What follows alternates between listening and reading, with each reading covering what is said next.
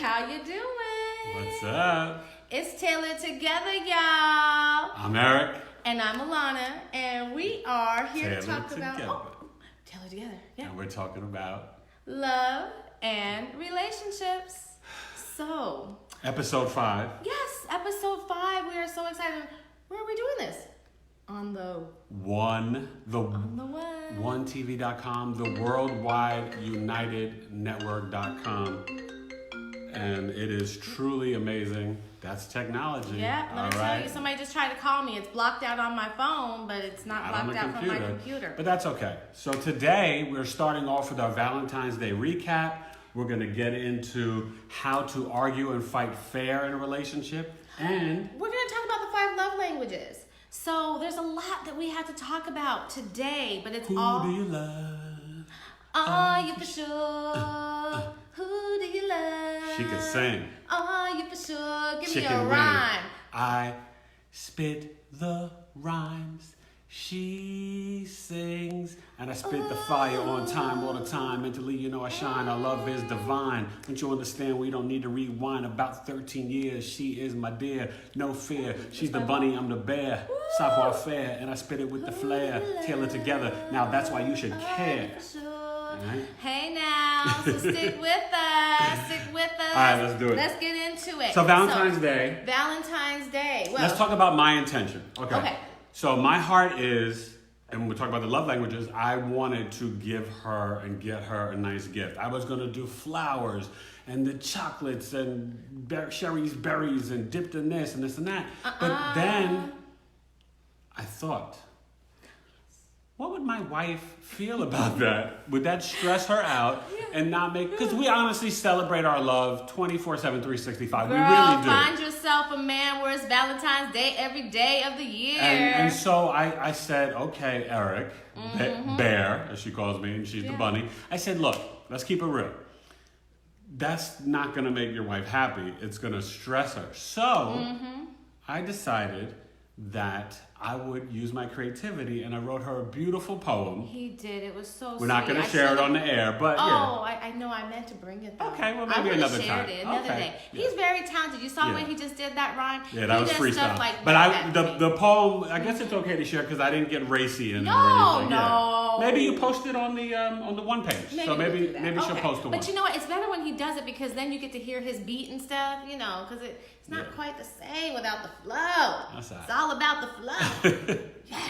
So then I wrote her this beautiful poem, and then she'll take it from there. But it was, from the heart. You know, for me, I'm always one of those really practical people. So when I think about Valentine's Day, I'm like, wait a minute. You're going to spend 30 to 40% more on some flowers or some candy. If we go out to eat, it's going to be crazy, hectic, and crowded. And I don't like all that. So for him... he likes to give gifts. He likes to receive it. He's a really great gift giver, not just to us, but to our kids, to people around him. That's not so much me. I tell people, I'm going to forget your birthday. I might even forget your name. But if you need something, I'm going to be there to help you. She's about action. So that brings us to the love languages. So probably most of you have heard of the love languages. They've been around. I mean, that book is probably 4 decades old. It's been around forever. So what are the love languages? Love languages are the way that we as individuals like to receive love and how we like to give love. And so as I said, for my husband, he likes to give gifts. He's wonderful at it. For me, I show my love by doing things. Like I love to cook in the kitchen. I love to, do and give, and I'll be there for you and all of that. She's the chef, mad skills, culinary skills. But even in addition to skill, but I'm just there. Like I love to show people that I love them through the actions that I do. Right. Because I'm just one of those people where I think a lot of people talk. Well, me too, with the hands. Oh, yes. The massage. He's the best massage person in the world, lady, but you can't have him. You had to go pay Elements Massage or one of those other places to get that. And it's well worth $100 an hour. I used to hook up my coworkers and stuff like that. Sorry, ladies. No more massages at work. Anyway, so what are the 5 love languages? The very first one are words of affirmation. I love you, Bear.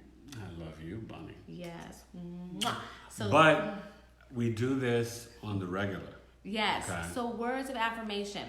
But the whole concept of this, in addition to the fact that we should all be doing this in our relationship, the concept of these 5 love languages is to understand, 1, what makes you tick, but 2, what makes your partner tick. And then you want to give to your partner in that way. And make sure that your partner understands that you receive things best in that way. So the first love language is affirmation or kind words. The second are acts of service. So I love to cook and I do extra special things in the kitchen, and I really go out of my way to use the right herbs and all these different things to make my family And feel cook very special. healthy, yeah. And I cook really healthy, or it goes on, but I just And think for of me, cooking right away 'cause I'm hungry. and I really try to make sure Probably had a smoothie this morning. that she takes her vitamins. I remind her of that. I'll, do some things around the house, whether it's trying to clean or, do things to help with the kids, or, doing homework, or cracking her back, giving massages. So those are his acts of service to me. And Yeah. thank you, Bear. Thank you. You're welcome. So great. Anyways, receiving gifts. That's another love language. She needs help with that. I do. I'm not very good at receiving I'm the giver. gifts. She's got to be better at receiving. But it's a process, and I think as human beings we evolve and grow in love and in a relationship, but just as separate individuals and human beings, and then together the third, because it's sort of like the Father, Son, and Holy Spirit. It's Alana, Eric, and then us tailored together. Right. Can I say one thing on Yeah. that though? Because for me with the receiving gifts, what I realize, and yes, honey, I'm in counseling. You go, well, how is this happy girl in counseling? She's got it all together. No, I'm in counseling. But what I've come to realize is that one of the reasons why I'm not good at receiving gifts has to do with some of the things and the messages that were given to me when I was young. And that's something that we have to remember when we're coming into relationships. I don't want to segue too far in it, Yeah. but you have to remember, we bring all of our old baggage into our current relationships. And if you are not honest with self, and you are not reflecting and digging and finding out what that is. Wait a minute, are you trying to preview Taylored to You coaching? And relationship elevators? The first floor, unlearning. That's what it's about in my program. But that's what has to happen. So I wasn't actually, but at the same time, it's an amazing thing, and it's so true. So what you need to do is unlearn some of these messages that you had, but you also need to acknowledge that you're having them, because it comes into your relationship. So for me, not being good at receiving gifts or even accepting them, that's important, because he's a gift giver. And listen, y'all, I'm just healing her inner child. Oh, he is, honey. That's all I'm doing. We've been together for almost 13 years now. She's a little slow and nerdy. But you know what? I'm talking and she's not listening, but it's coming. Yeah, and that's all that matters. I'm getting there. She's getting there. But the point is that when you work on your past and you're able to open up to the person that you're with, and you're able to understand them, you're able to support each other and build something stronger. Okay? Yeah. So that's the whole thing with the love languages, is understanding self, but also sharing that with your partner so that they can understand and you guys are acting. So because we can communicate and all kind of misunderstand each other just because of how we were raised, right? From our parents and our experiences, siblings, prior relationships. So it's all a process. The fourth love language is quality time. Do you spend quality time together? Give me some QT, girl. You know what I mean? And this is like different than just the physical time. Do you spend quality time? Do you listen to each other? Really hear Do what you that give each person other is saying? hugs and hold hands and talk, go for walks? Do you just listen to someone's day when they come home from work? Or, you know what I mean? Quality time could be so many things. And maybe it is just like us sitting down, unwinding and watching the assassination of Malcolm X together. Yeah. You know, or The Outsiders on HBO. It's really a wild show. Yeah. Oh my gosh. You gotta watch that. Anyways, we got one more episode left in that to be done. Yeah, but go ahead. The next language. Yeah. You know, but going back to that quality time, and quality time isn't just going out to a club or going out here or there. Because sometimes when you're in these spaces and you have so much else going on, you're not really communicating, and you're not really focusing on each other. And all relationships need focused time on each other. And nurturing each other. Yes. And understanding what's And going on in your nurturing this day relationship. and mindset. Like what's, you know. I'm not much of, I don't have a green thumb. I actually kill most plants. But if you don't water your relationship the way you're going to water a house plant, your relationship is going to die. So if you want to stay alive, you got to keep watching. Yeah. And anyways, so the final thing is physical touch. And everybody knows what this is. You know. That was part of the Valentine's Day recap. We didn't tell y'all about it. It took some time, but we did get that in before midnight, baby. Yeah. You know. No, but anyways, so you have to do it. You know what I mean? You have to spend that time reconnecting. Yeah. We, as humans, and I think we're the only animal species that does this, we connect through that type of physical touch and that type of interaction. Most animals, it's used for one thing: procreating, breeding. We did a lot of that too. We are breeders. We're breeders. That's right. Yep. Team Taylor. Yes, sir. But the having that affection, and it's important, you know. And when you're going through tough times and this and that, there's some times where I can just see it on her face, and I'm just like, bring it in. And just give me a hug, you know? Mm-hmm. And so it's not always the act of sex or making love. Sometimes it's, you know, a little neck massage while she's cooking, or just, you know, putting my hand on her lower back, or, you know, or just... Or as Jackson says, you always grab mommy's butt. Ooh, I kicked the thing. Sorry, guys. Yeah. That but anyway, I try to be appropriate. But public displays, affection. It's important that if you have children, that they see mommy and daddy in love. Mimic a loving relationship, because what we show our kids really is going to be carried into the next generation. How to treat and a woman. How this is, and I kick this thing. How this is. It's a big deal, you know what I mean? What we show our kids will impact the next generation. Their future relationships, and they need to know that it's good to speak kindly. It's good to, you know, caress or touch. You know, we don't do anything inappropriate in front of the kids, but they need to see affection, you know. And sometimes they'll say, "Daddy, kiss mommy." Yeah, you know? It's kind of you know, they get a little bossy. Yeah, you know? But you know what? That makes them feel secure. Yes. When kids see their parents happy, in love, and bonded, it makes them feel like the home that they are in is secure. And they are going to have someplace safe and secure from all of the trials of life to come back to. And that for us is really huge. We're really big on making our kids feel safe and secure and making our home a refuge, not just for he and I, but for everybody in our family. That is a big deal. You want your home to feel safe and full of love for yourselves and for your kids. I tell them all the time, the world may beat you up, but when you come into this house, you're going to get And we get on them about speaking kind to one another. It's crucial. Go ahead. So, now we move on to the fighting fair. Are you fighting fair, man? Ooh, KO. Well, it's verbal, right? We don't support or encourage, and we're saying fighting. It's arguing. That was just playing. We don't condone any of that. Domestic violence. Domestic violence is either sex no or same-sex couples. No domestic violence. No it's domestic unacceptable. violence. Putting your hands on people, because I will tell you, when you go through and you experience that sort of abuse, she's a survivor. It impacts your next relationships, but it is with you forever. Yeah, I mean, I got out of my abusive relationship. I drove away Thanksgiving night 2003, I think, 2002. 2002. Yeah. And I still have and bear the scars of that relationship. So do not condone it. You don't Don't do want to it. be Yeah, the just don't person do it. that puts that on another human being. But also as a man, I teach to my sons. One, you shouldn't be hitting each other or anyone, but you never, ever, ever hit or put your hands on a woman.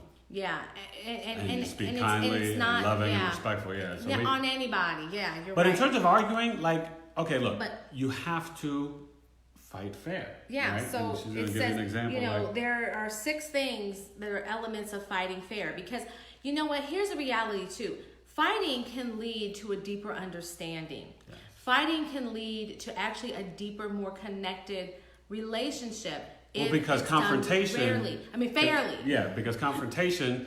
Leads to digging to those deeper places, which Yeah. leads to a greater trust. So you can within overcome the the relationship, issue and not right? let it just grow in the closet and become this big giant like the quiet so-called elephant in the room, Mm-hmm. and not talking or addressing things. That's not healthy, because then comes spite and bitterness. Right. People. So the first thing to fighting fairly is don't be afraid of conflict. As I was just saying, conflict can lead to deeper trust if it's done in the right ways. The second thing is to attack the issue and not each other. It is really easy when you're fighting to misinterpret or misplace that anger. You're angry at a thing. You're angry at a particular action. You're angry at a particular behavior. situation. Yeah, situation, right. behavior. You're not really angry at the person behind that. You want to take that action out and get rid of it. You want that action to be gone, not that person. So remember, attack the action. Don't attack the person, because you want that person around still. You know. And the idea is to really figure it out and get the perspective of each person, and then and sometimes you will agree to disagree. And this is where that deeper trust comes from, because you begin to share those deeper feelings. Like when we talk about the fact that, you know, a lot of my issues came from my childhood and upbringing. If we didn't ever have deeper conversations, and sometimes they started in conflict, he wouldn't know what I need. I wouldn't know certain things about him that he needs if We're never sensitive had to those each other's conversations. sore or weak spots, Yes. because every human being has them. And so you have to be honest and truthful and respectful. But this comes also back to other shows where we spoke about communication. You've got to talk. Exactly, people, you know, and be having honest those and share. conversations and having that trust leads to a more stable household, which means that if you have kids in that household, they feel more stable and comfortable where they're at. They say that for early childhood development, from 1 to 3 is huge, but all the way up to 6 and 7 is huge for what you're putting into those kids. You're modeling. And You're you're modeling modeling for them, but yeah. it creates who they're going to, it has a very big impact on who they're going to be and the confidence they're going to have when it comes to going out into the world. So That's the third, first 5 houses in astrology, just so you know. Houses he's 1 so through 5. good at that. Anyway, the third thing is don't downplay the issue. If it's important to me and I'm upset about it, I shouldn't be and like, oh, whatever, I don't want to oh hear my that. gosh. Has anybody ever experienced that? He's done it before and I've done it to him. Yeah. But you know what? You don't want to do that, because if it makes your partner feel upset, insecure, sad, Then it's scared, real to them. It's real to them. Yeah. And that That's you just got to it. respect. It's real to them. Like that stand your ground thing where, sorry, I just go there because I watch a lot of crime shows. But if that fear is real to that person and they shoot somebody, they can get off because it was real to them. It might not have been real at all. Like it probably wasn't real, but that person is just as dead. So my point is, don't shoot your partner over, or, you know, over an issue or something because it's real to them. You want to acknowledge it and heal them. That's a time for healing when you're having it's this about argument. being fair, you know, and honest and respectful. And then the next thing is don't withdraw. Don't pull away. Right. We want to pull away from what we think is scary, from what we think is going to bring us pain. But you know what? That's when you have to march in. That's when you have to be able to face that and go through it. Now, Right. you do Even it in your respect. relationship, you have to face your fears. Now, wait. I will say this. You can pause if you're arguing, so that way you don't say something you don't Very mean. good point. And you're angry, Yes, right? And you're yes. acting on emotion, maybe It an is unhealthy better to, emotion, you know. right? So you kind of will say, okay, I'm just going to be quiet for now, and then we will address this later on. Right. That's and then important. On the flip side of don't pull away, let's say your partner does pull away. Respect in that moment that for some reason They are shutting they down. are shutting down. Yeah. Do not continue to go after them and force them to have a conversation, because when you do that, they're gonna react in a reptilian manner. And I've learned this through different counseling and so forth. Reptilian brain, That yeah. reptilian brain is that very instinctual place that every human goes to. It is completely instinctual. So if you're feeling attacked, the first thing that you might gonna do is fight. You're gonna lash back. You're gonna say something And wrong. You're I gonna just do told that. her last night, sometimes she does that, right? Her Mars conjuncts my moon, and sometimes she just keeps going, and then it, will affect my emotions, and I'm just like, I'll come back, but then she won't stop. She'll come back again. So you have to, she's a little fiery sometimes. I'm trying. And I'm trying to but see, I being older and being a man, I don't You're react. 3 years older than me. Yeah, but If we were in high school, we could have dated and it wouldn't no. have been a big deal. I mean, I did some, Yeah. so anyway, but but you anyway. have to just be respectful, and you just have to sometimes calm down. So again, So I'm the diffuser. I diffuse a lot. Right, he does. So you don't want to pull away. You want wanna to lose go your into shiz. it. But if you find that somebody has to and they're withdrawing, you don't want to chase them and force them. Come back to the issue later. It can literally save your relationship. The next thing is you need to be open about what it is that you need. Yeah. But here's a big thing A on lot of that, couples guys. don't do that. They got to. But you know what? I think a lot of people don't do that because they haven't actually given thought to what it is that they need. Like Right. if you don't sit down, What are your emotional and really needs? do Yeah, some exactly. self-work, Yeah. you are not going to know what it is that you need. Wow, again, back to unlearning. You Oh were my really gosh. like hitting I'm up on my pushing it. stuff. But No, but it's like, true though. but You let have me, to. Let me say this, and because the domestic violence in my past has played such a big thing in my present relationship, we're getting to it. When I got out of my first relationship, my first marriage, I made it a point to be alone.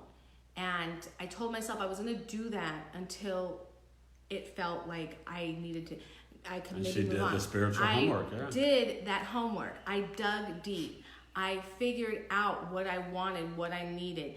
Probably somewhere around 3.5 years of being single, I was like, okay, I began to dip my toe back into the relationship pool. He came in about 4 years, so it wasn't that long of me searching until he showed up. But because I did that self-work and dug deep and went to those painful places, I didn't have to repeat it, because how many of you know people that go from one bad relationship to the next, Yeah, it over happens. and over again? Because sometimes we don't humble ourselves. People can be too arrogant and they just want to stay. They're like, oh, it's not me. It's not me. Well, if you keep having these patterns, then maybe it is you. Right. Yeah, maybe it is you. And no, not even maybe. It is you. Yeah. So the only person that you can never get away from is yourself. So if you're Exactly. seeing the same things over and over again, You got to change yourself. do some self-looking, some Yeah. self-examination, because that's the way you're going Have to to end be up self-critical. doing You it. need introspection. Yes, it is crucial. It's crucial Yeah. to any relationship And to connect. For yourself, relationship with yourself. So finally is find the real emotion beneath the anger. They have this thing where they say, like, is it mad, glad, sad, afraid? Mad, glad, sad? I think that's it. Mad, glad, sad, afraid. Mm-hmm. Is that it? I think so. I don't know. Okay. But anyway, but that you want to strip away all of it and figure out, I just reacted this particular way. Was it because I was afraid? Most of the time when we get mad, there's a fear there. So figure out what that fear is, why you had it. Try to figure out where that fear came from. And we all go through these things. It's okay. Like, this is the thing. Sometimes we have this false reality in Western civilization of perfection. And part of that is the structure of the government. Part of it's capitalism. But we put pressure on ourselves as human beings that sometimes is completely unrealistic. and not idealistic for healing yourself or humanity or love, okay? So we've got to just take time. You got to know who you are. If you don't know yourself, how can you give yourself to another when you don't really know who you are, what you like, what you don't like, and what you need? Exactly. You know, you gotta slow down. Yep. So, you know, finding that real thing. So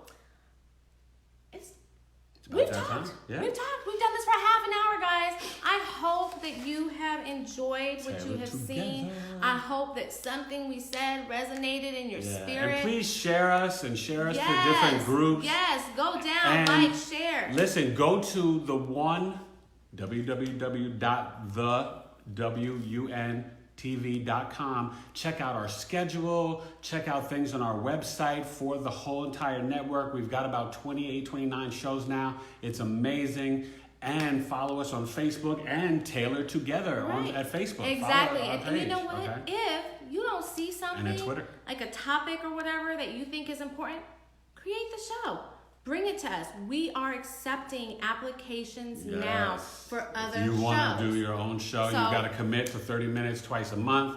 And between myself, Medina, and April, we are, the audition team, and we will watch your shows. But, you can find that information out on the website, WUNTV.com. Thanks for watching. We'll be back next Wednesday, 9:30 a.m. Pacific for episode 6. And we'll share on our social medias what the show's about or whatever. Yay. We're going to have some more fun with you. And thanks again, Eric Taylor and Alana Taylor, Taylored2 Gether. We love you. Stay tuned for Taylored2 Coaching. Yeah. Bye. Bye.